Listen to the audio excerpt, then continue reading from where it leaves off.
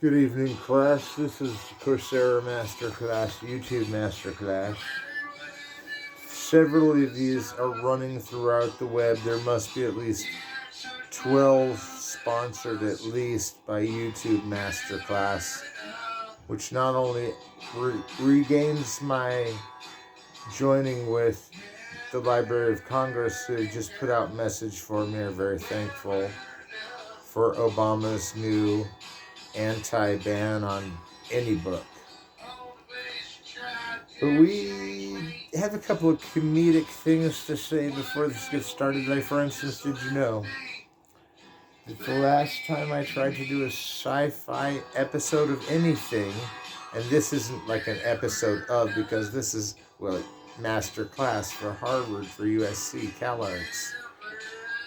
What it isn't is the actual movie I put together in a formula that I still have racing this class to the finish to see who can get the most before it all just chaotics out and we hit the wrong windmill and one of them picks up and goes forever. My ghost goes out the other side. You see, it's just not going to work that way. So we're just going to build these all with these worlds once a week and then kind of mix them with music. But I'm different because I'm here to give you the actual meaning of film. Now, I don't know the meaning of life because the meaning of life is either something, nothing, or maybe nothing, or maybe something. Well, if it's maybe something, you have to choose the binary and put it back, maybe nothing. Because if it's maybe something, what is it besides something but nothing? You see, I'm not going to carry that out. But you, okay, and if it's nothing, how can it be maybe something? Because isn't maybe not something to add the parameter? Nothing? Because I mean, it could be a thing, but then something would apply in that phrase. No, I'm just kidding. We're not here for a grammar lesson. We are here for science fiction.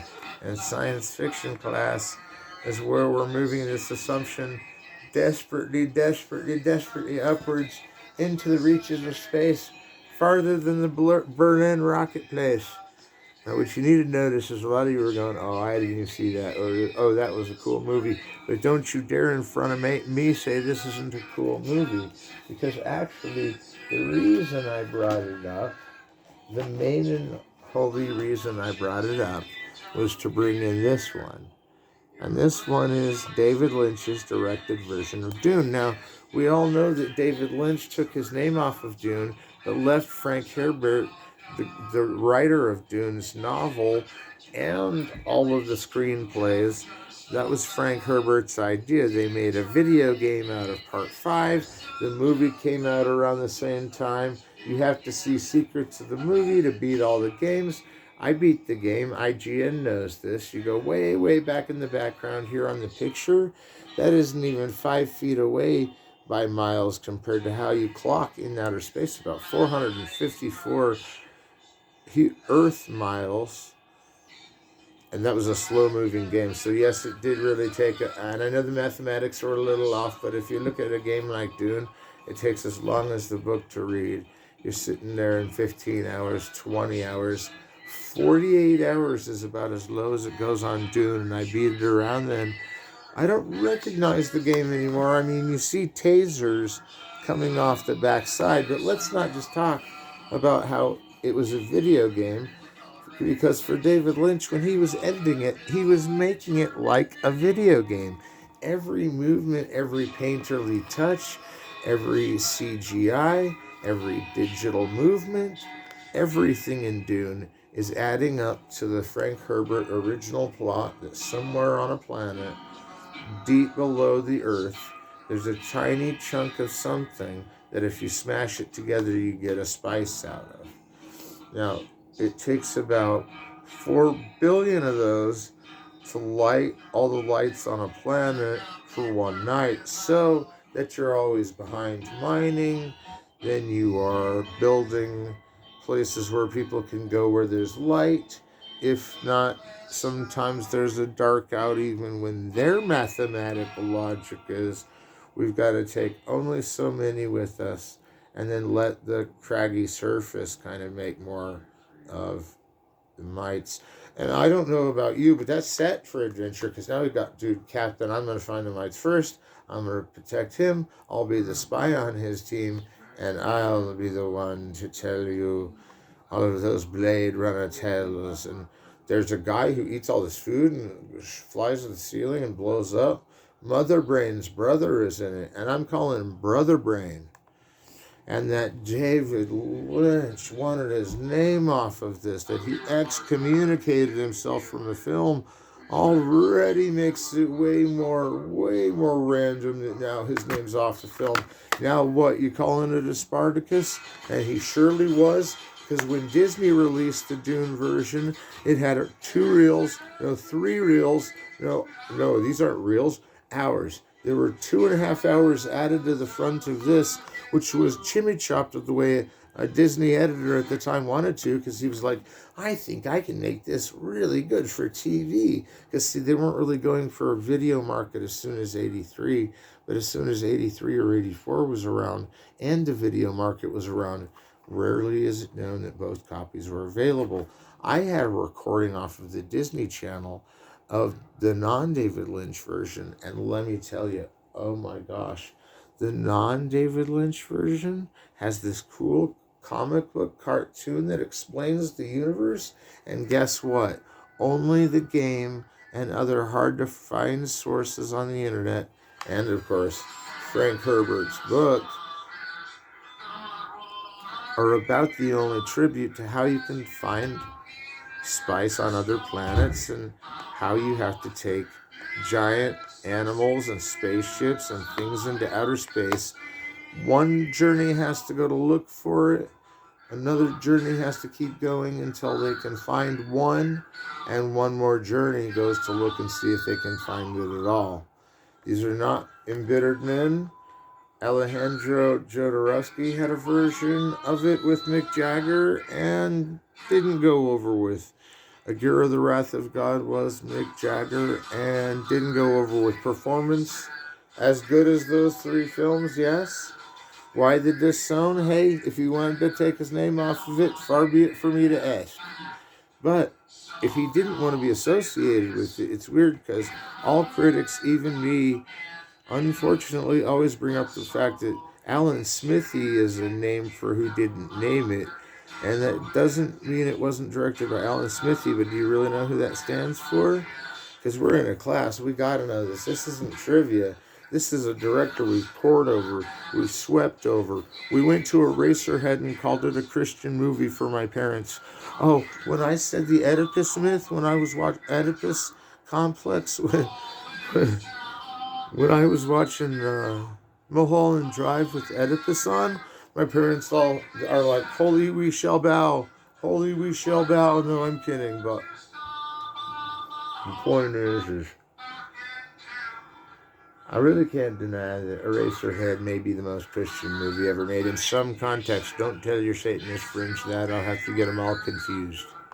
Now listen, this here is the first sci-fi movie I saw when I was a kid that made me wonder how anyone ever could do that much in a movie. How is that possible? And that's still the way I feel about it. I'm not quite sure how they could put all that in a movie, but they put it all in a movie, and that's cool. So for shrink wrap and zapping each other with arm laces and zipping around a big circle ball and going this way and that, we're starting with the none the other Dune. Don't forget, there's a Disney version of Dune on TV, and it may not be exactly what I'm talking about, but there's also a show called Dune that wasn't just on the Sci-Fi Network, but also on regular TV.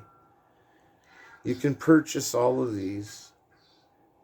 There's also a brand new movie called Dune, and Dune 2 is coming out now that the writer's strike is over.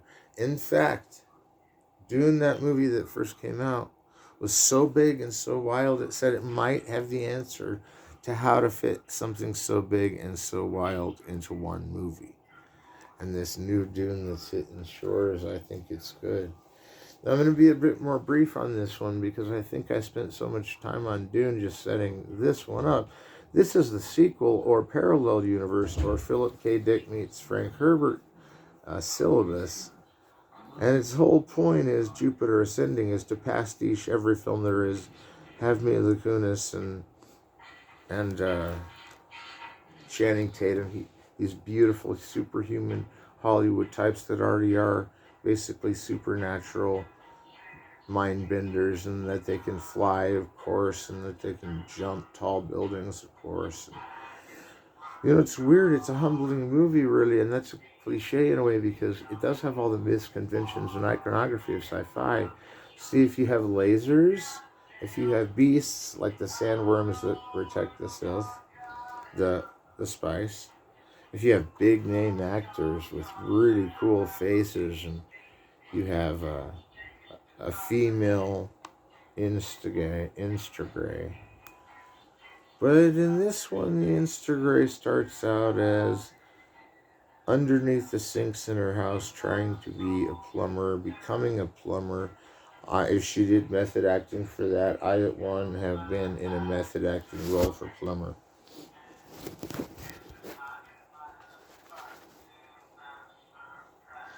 I mean, I too have been in that place where I was sealing toilets. But the thing is when she gets to heaven on accident, because she finds out there's a spaceship nearby, spaceship on the wall, who's flying off? Who's gonna call? Right? So she gets off the planet.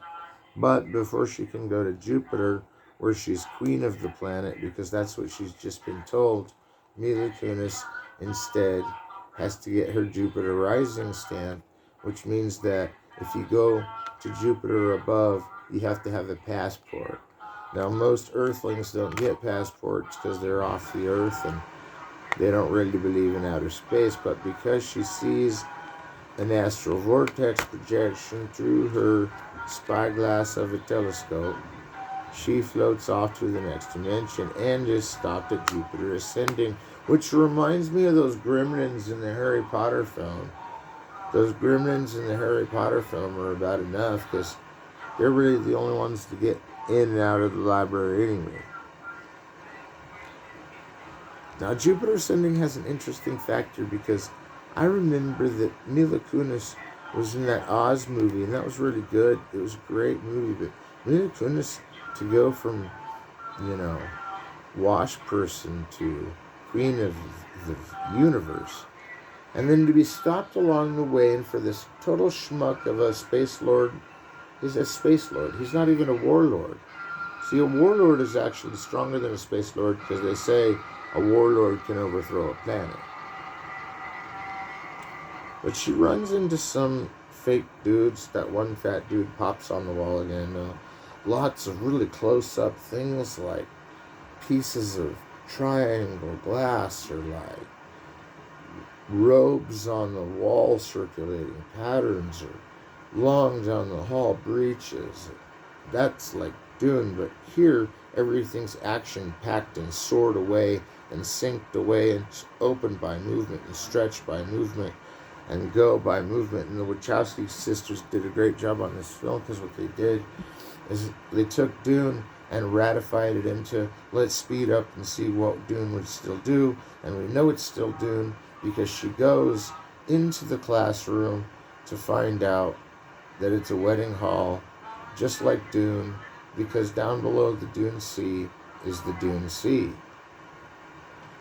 Now, I know we were going to talk about Return of the Jedi, and don't worry, I am coming back to Star Wars in a later episode. That previous one, I'll leave it on for extra credit because there was enough information that I'd like you to know. But we are coming back to Star Wars. It may not be this semester. I apologize. It wasn't anybody's fault.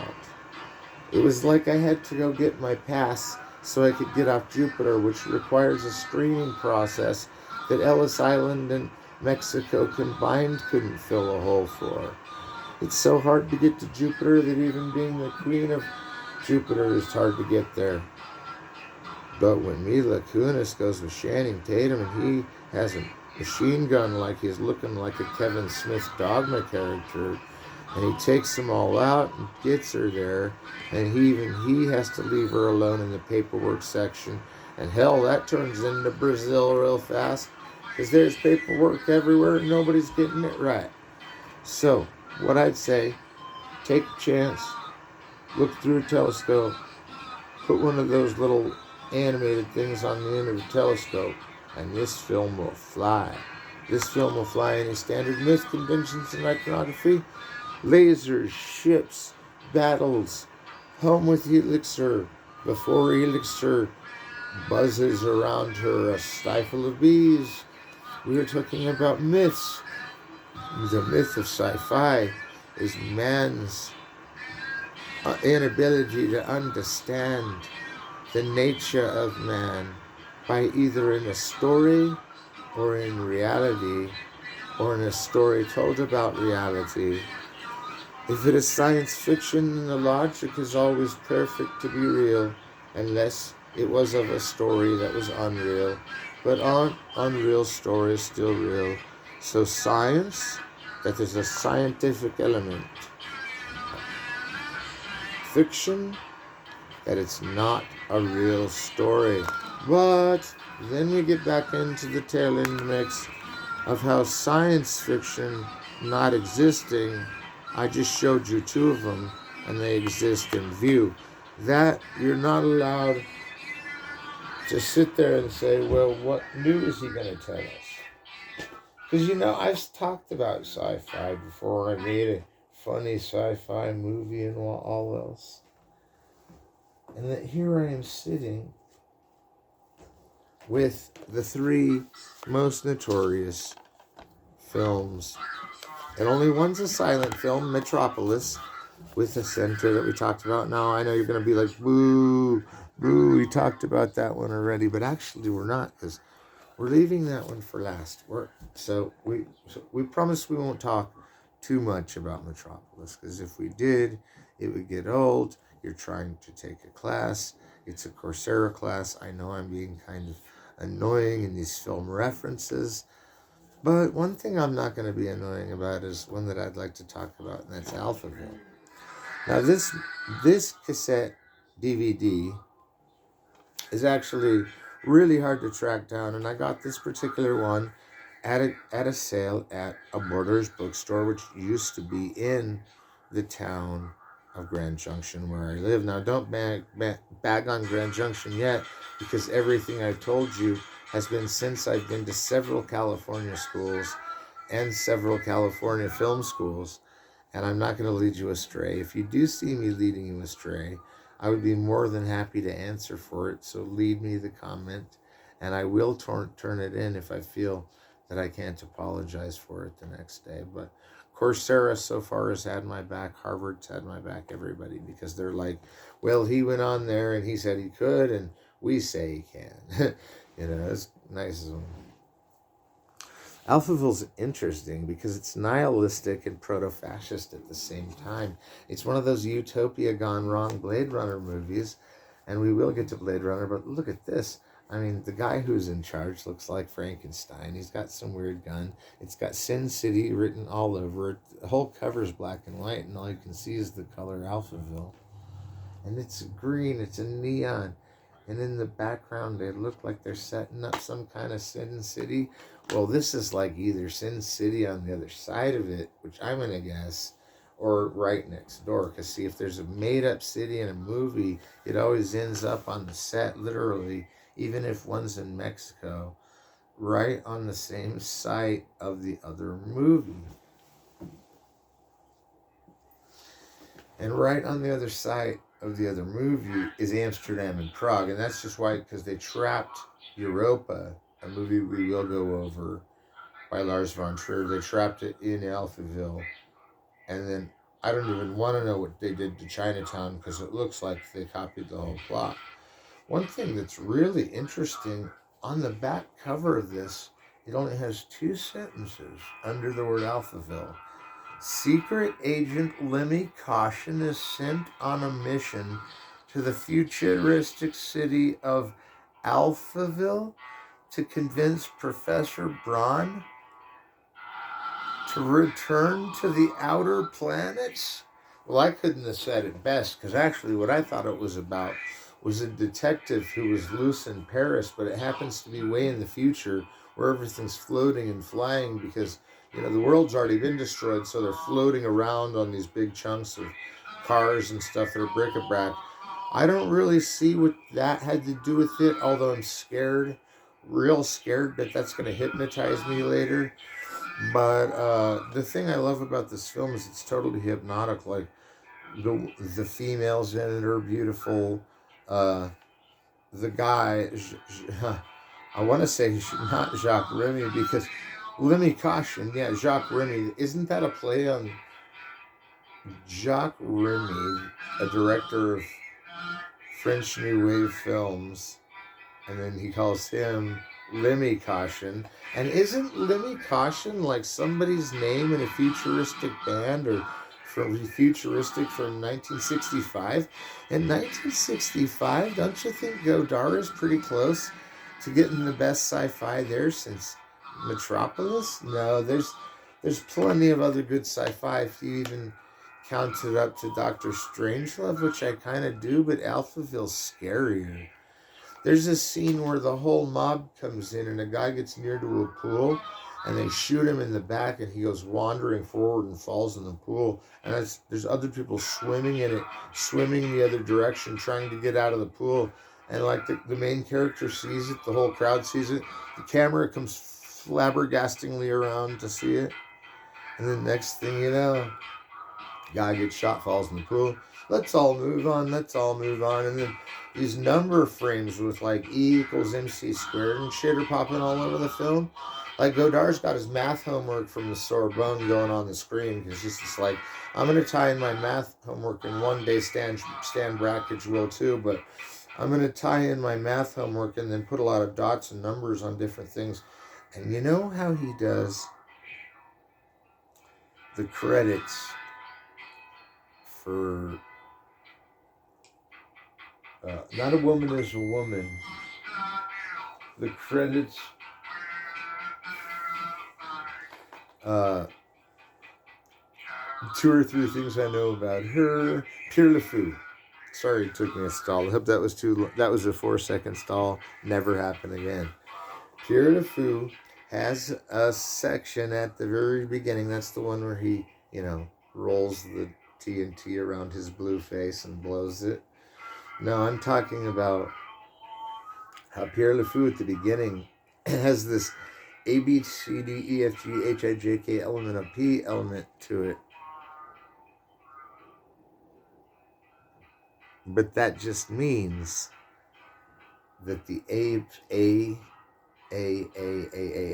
all over the frame appears because what it's going to say is Pierre Le Fou, Jean-Luc Godard, Cinema. Right? Of course, a lot of other words, but like Made in Berlin. No, I'm kidding. It's a French film. And I'm sorry I'm being slow here because the A's come across when they need to.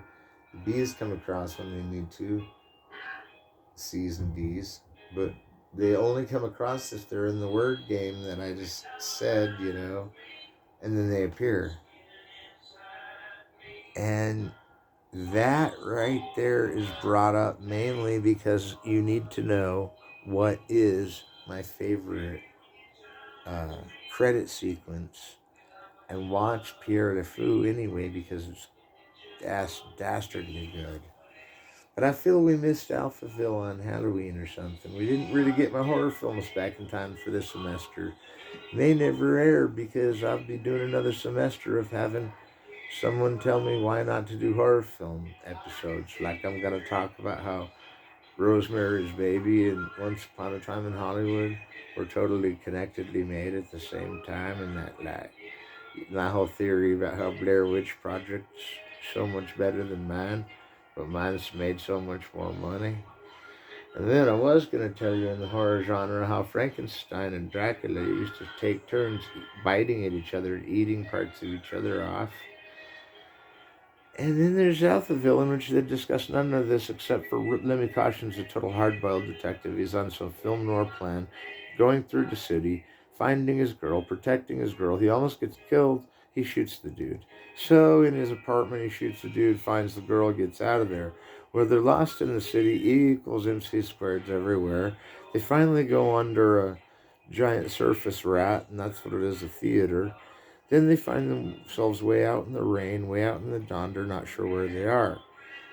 And Alphaville goes on from there. It does. It says that they get to a pool, they go to a hotel, they get out of the hotel, there's another guy to kill.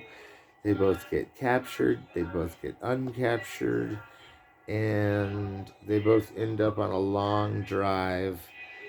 And I think if you don't watch it just because I've told you all that, you have to see the ending. There's like 7 minutes left that I left out of it. So, last 7 minutes, too good. Now, the one line that I remember Salman Rushdie pushing when he said Metropolis and Alphaville and Solaris were the 3 best sci-fi films ever. And he said the Telluride Film Festival should show them. He became Telluride guy. Years later, I would get the Pulitzer Prize and give it to him. But we don't want to talk about a messy mess like that. Let's talk about why Salman picked Alphaville. He said it was because he likes the part where in French they're talking about the death of Batman, Superman, Goliath, everybody. Everybody that's ever been powerful, they're putting them to death, or they're already dead, in Alphaville being the future or a wiped out, redundant past. And what he says, Batman, meh. Superman, meh. You know, everybody he lists is like, Jesus, meh. Like everybody's dead. And he doesn't question if he's dead, because it is existential, but it's also Godard. So he's like, can I die? Not till after the film. After the film you die, then you be in the film, and then we can prove you in film. Little does Jean-Luc Godard what I'm about to do to his entire canon with AI buttons and anti-AI will come sliding in. No, I'm kidding, just joking. I would never do that. That's just a funny joke.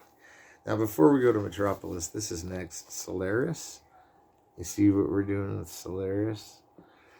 Solaris is like Dune on the cover. It has a Dune-like cover, but not to sell it, because Solaris is actually not the remake of... It's a Russian film, and bear with me. I know we got some of those of you that aren't really into Russian, and I'm not telling you to run out and buy Solaris, but you gotta remember Andrei Tarkovsky, who we've talked about a little bit, is the same one that had that little kid that moved a glass of water across the table without touching it, just with his mental power, and it shows it in the movie. Tarkovsky's like Kubrick, only better, and he's the Russian Kubrick. And see, Kubrick's always doing such satire that it's like, haha, I told you so, haha, I told you so. But Solaris is like this undoing controlled experiment that knows where it's going, but all of us, even the director, find a surprise. I have another one of his movies. It's called Mirror. And I could show you Mirror, but I can't now, because this is more like sci-fi thing. Myths, conventions, and iconography. Well, in here we have neon signs and computer readouts jumping everywhere. And here we have absurdity, film noir, space noir, neo-noir is what we would actually call this. And that's a space setting anyway, because it's like saying there's a sci-fi element to the noir. And other sci-fi element here, shooting people with lasers. There is one neat scene where they're trapped in a rat's maze and there's lasers going everywhere.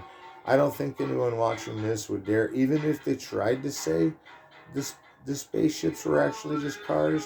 Well, let me just tell you, the cars were actually spaceships.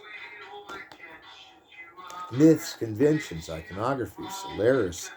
Well, first of all, the world is completely post-apocalyptic, as is all Russia, because we all know it got blown to bits in World War II. So this is by the time of the 70s, 80s, 72.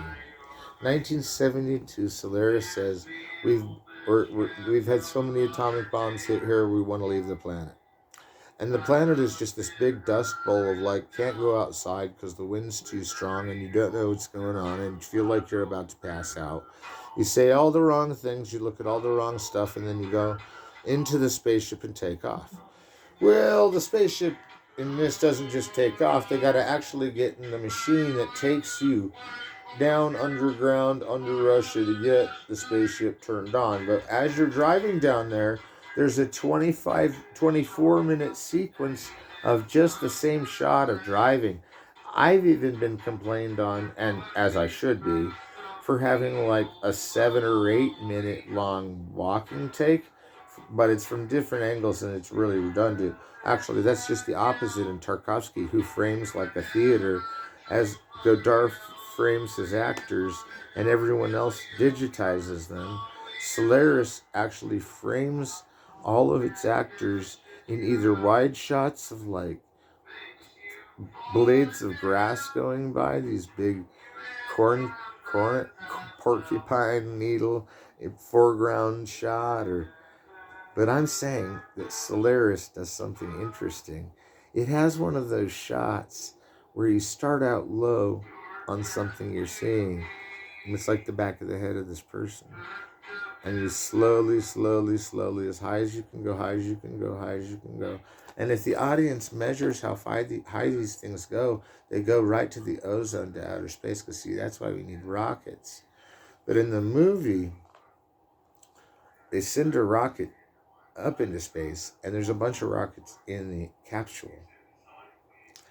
And so when he starts seeing things, which we don't know for sure if he is or isn't, and that's because it's Stanislas Lemloux's book, Solaris, that this movie's based on, as is the George Clooney version of Solaris, which, by the way, the George Clooney version of Solaris isn't that bad. It's actually quite a doozy, and I wouldn't dare not tell any one of you not to read it or watch the other version. I always watch other versions. I'm like, there's another version of Zork on computer, or like, it's like, oh, you mean they're making another version of Greed with a different title? Let's go. Yeah, so Solaris. Let's see what the back on this says to see if it throws us off. It says, ground control has been receiving mysterious transmissions from 3 remaining residents of the Solaris space station.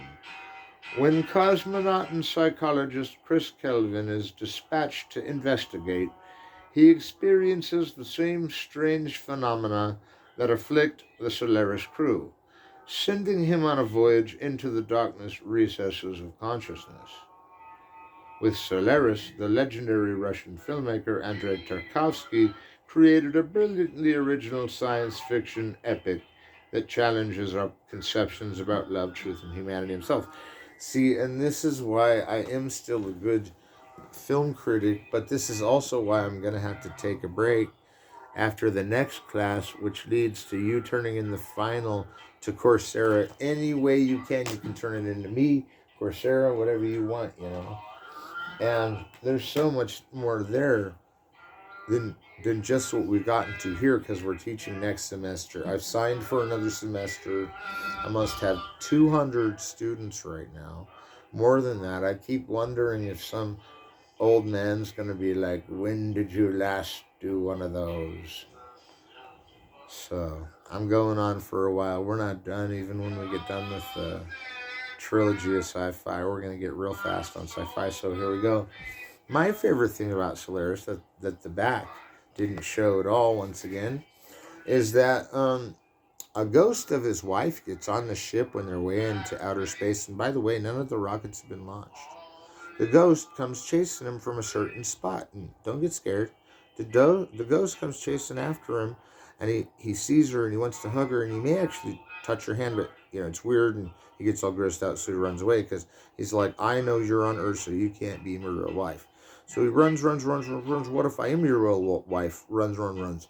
He pops open the door, and it's an airlock. He's like, go in, and I will meet you in there. She goes in. The wife goes in. He closes the door, hits the jammer, throws back the clip, and says, Boom, you're launching out of here. I know you're not my wife. You couldn't have been my wife because she was back home, in the big overhead shot, and even the one they're going to have at the end. Come on, my wife's down there. She didn't get on the ship. She would have been ripped apart if she was even wearing what she was wearing, according to the standards of them. Well, thanks, because in the movie, she looks like another freaking astronaut that's in the movie, doppelganger style. And anyway, the whole point is it wasn't her doppelganger that dated the second time, no, and this is when I'll get off Solaris and move on, but you really should get this box, is that the next thing that happens is his wife's on the ship again, and she's coming towards him, and this time she's mad that he flung her into space. But what's weird about it is the rocket's still gone that he flew her into space with. So now he's got to go running around the ship and asking people if he can send their rocket out without them being destroyed, or if that's cool, or can the ship spare one more rocket. And so, I don't think she won't come back, says the elder of the ship. Who all these elders are, and guys are like these other guys in Solaris that were doing projects but weren't, or picked up at space stations, and it's like, well, you can go back with her. No, I'm trying to get her off the ship so I can figure out what's going on. But you already blew off a rocket and she's here. So are you telling me that if I set her in another ship and blow it up, you'll let me do that? No, I'm confused. You do what you see as necessary in you. You built this ship. Now you go govern it down to the last escape pod, and then all of them will be rocketed out, and we'll be unconscious anyway, because as the last rocket goes, the ship goes. Oh, thanks, man. Okay, I'll go do it. So he blows it up, smashes it up, flaps the switch, and the chick goes flying through the air. And now we're like 2 hours into it. Now here's a really trippy part. It worked. She doesn't come back again.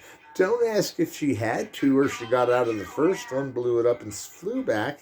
Don't ask if she was this real girl from Earth or the doppelganger chick, because the doppelganger chick's cool, and the chick on Earth, you may be able to Where's Waldo it out with something she was just doing later in the film when they use a telescope or something. One more thing I've got to talk about in Solaris. And I see my CD is cheering me on. This is a band, the Dead Tellurriders. They enjoy it. The only other good thing about Solaris is that when he blows her out of there the second time, he actually gets to the point. We're going to have some help here. I know what it is, but yeah, that's what it is. So after she's gone, they're flipping around in these rooms and levitating, like everybody can levitate, like there's anti-gravity. And remember, this film came after 2001, A Space Odyssey, and was always trying to compete with 2001, A Space Odyssey. But you can't tell me that the gravity stuff in Solaris doesn't make sense, because usually the guy's like sitting there and he's stuck to the chair while somebody else is like, like swimming by. And then, speaking of pins floating around, there's like a jar floating with like a jar of peanuts floating around in Solaris. There's such clutter in the air, it's great. And that all it was a minor thing in 2001. I will say Solaris does have some good use of it. Probably measured out by it. Not saying they didn't have the first Sputnik in space. All I'm saying is the way they did anti-gravity, I didn't understand if some people were anti-gravity and some people weren't.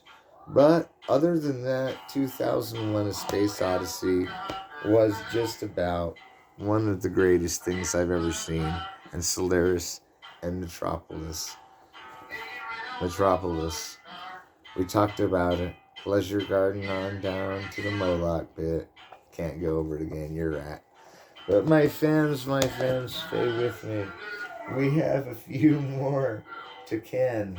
It looks like we have 2 more running. And what I'm going to convince you of is these 2 films are kind of marketed the same way and are both the perfect visions of sci-fi. We would put in more Star Wars things, but the Star Wars things became very, very stuck in their own extra credit show, which I will add to the title to exclaim. But this is not our last class of the semester. The next one is. And I'm surprising you about what it's about. If I could get my horror films smuggled over from my mom's, some street preacher might set me on fire and that would turn me invincible. So, Forbidden Planet is an interesting film. I always got to look at this part and say, well, it looks like it was directed by Fred McLeod Wilcox. Now, I didn't know that name that often, and that doesn't even sound quite like the version I used to have. And this is cool because it's basically the setting for TV shows like Lost in Space. Leslie Nielsen's in it, Anne Francis is in it. Walter Pidgeon is like the Faust-looking dude that owns the planet. So spaceships floating around through like Edgewood UFO area. Decides that it would be good to land on a planet because the computer readout's all wrong or something. So they land on this desert planet, as all desert planets are, and they move it along until they find a utopia. Only this utopia is not like the Alphaville utopia of Sin City, where the only good thing is getting money and sex. No, here it's more like they're boiling the planet to see if they can get any natural resources out of it that they can drain to take back to Earth, who's dwindling on resources so far in the subtext. Now then, in Forbidden Planet, you have the fact that the cast and crew are very theatrical realism at this point. And also, if I may add a phrase, for better or for worse, they are TV actors too, or TV theatrical. TV theatrical. Like, TV theatrical means like a movie made on TV but looks really theatrical, or vice versa. You just call it TV theatrical. TV realism. But what's cool about this is there's so many special effects that they put like all these different moons and stars, and it all leads up to Star Wars, all these movies we've been seeing, you know. Forbidden Planet's the one where they didn't just stop on the moon, they stopped somewhere up there. They keep it kind of tongue-in-cheek, but Leslie Nielsen, he's not one for the jokes, and in this movie, and Walter Pidgeon is really good as the Faustian father of Anne Francis. And I think it's cool that they're all underneath the ground that they live. It's just barely underneath the ground. Hold on 1 second. Sorry, I got a call just then.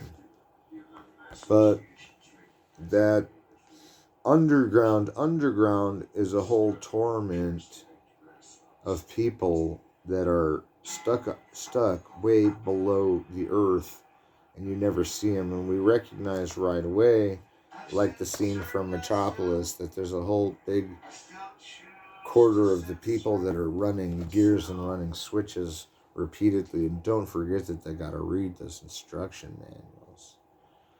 So it's the Tempest. The chick up top wants somebody to become the new king and live with the dad, let all the rest go, and have the beast outside kill them all. Who knows if then they'll even keep the other dude around for not following lessons. You know, they're even admitting, well, we'll kill you if you don't know how to eat along our customs. And sometimes it's impossible to eat along a certain person's customs.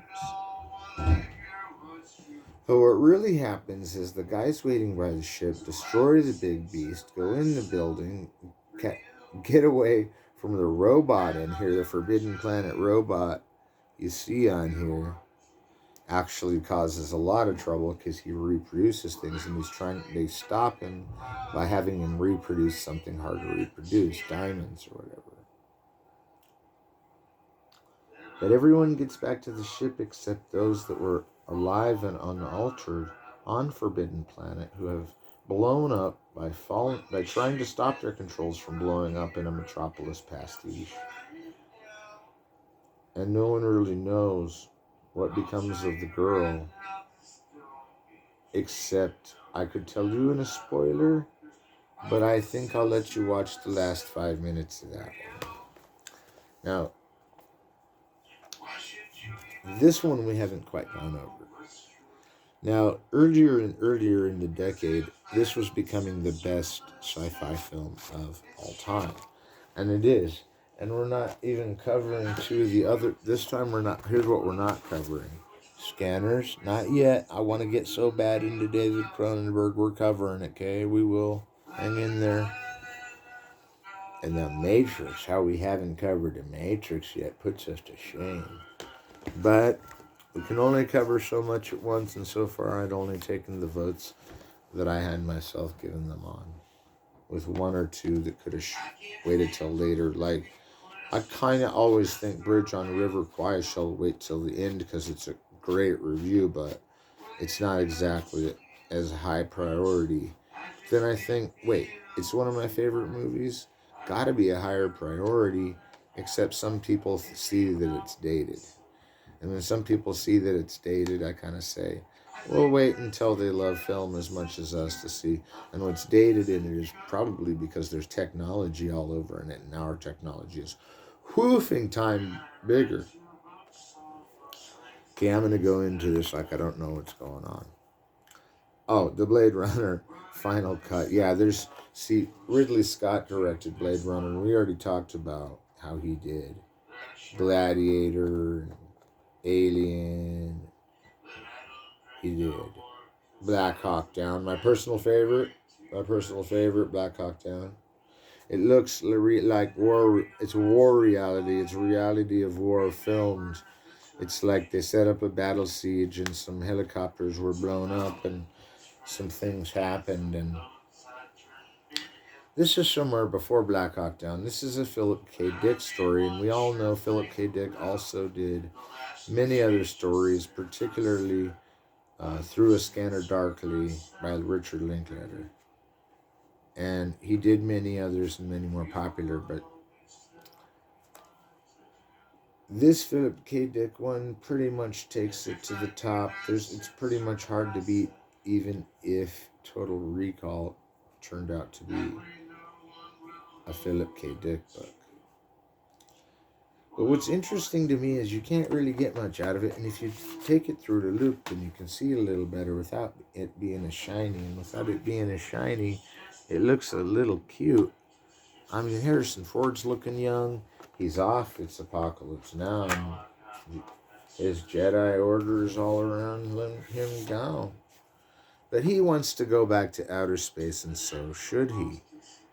Now that he does go back to outer space is one of the nicest things he could do, because he goes to a different planet. Then it's called Earth. Then it's a dystopia of a utopia where there's Chinese food you can eat through a straw, like in Alphaville, Jupiter Ascending. You know, Chinese food through a straw gets in all these movies and gets you wondering, why is that such a famous recipe in outer space? Do most Asians make it to outer space first? And so, in Blade Runner, we have a man who's actually not really a taxi driver, although that was totally taken from the movie Taxi Driver. Blade Runners they're not robots, but they do have pieces of robot in them. Now that they search down for only robots that are Blade Runners, that are only robots, that are only out to kill humans, and even each other, gets things a little confusing when you say, well, if he's the man and he's coming to kill us, shouldn't we just claim to be the man and not the Blade Runner? But you'll know that the man can claim to be the man. He rarely has to, doesn't like to, usually causes problems. But if the government system switches on which ones he has to get rid of that are Blade Runners that will kill, he will. And he takes down 3 in this one. There's a few taken out in this one. He takes down 3, but they're the 3 heart of the matter. They were going to bomb the whole, like, giant triangle pyramid that all the bosses lived in. From the pleasure garden on, everybody lives in the pleasure garden. Isn't that right, Metropolis?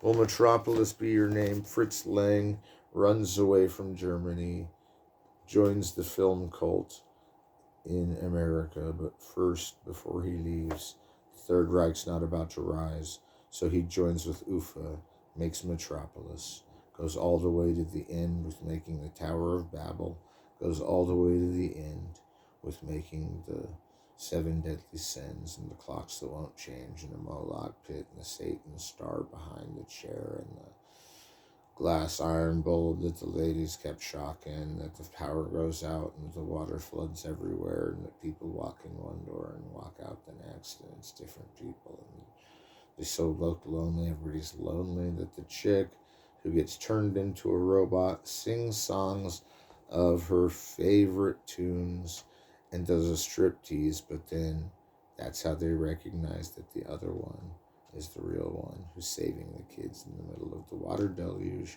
which gets turned off, and then you're like, anything get resolved? Not really, but shake my hand. And these are the rules that I'm leaving you with, because I didn't really want to go back over Metropolis, but that just sounded fun to give like the scattergory shot versions of them, all that. You know, I think that's fun, and I think I'll leave you with this. We will have more sci-fi episodes in there. We'll have more Westerns episodes. I just wanted to give you kind of an easier dragnet through sci-fi than saying, well, the technological age is demarcated by the functions of where we have come in our technology alone, and special effects are part of technological progression, are they not? Do we not find better ways to do things that are harder to do and put them on image so that we've proven special effect is complicated enough so that no one could recreate it, because special effects are also done in the occult, like we've seen with Harry Potter, and they're also done with other kinds of magic. Too long to explain, much like animation. But how do you make live action animation? Same way, you just need a very precise precision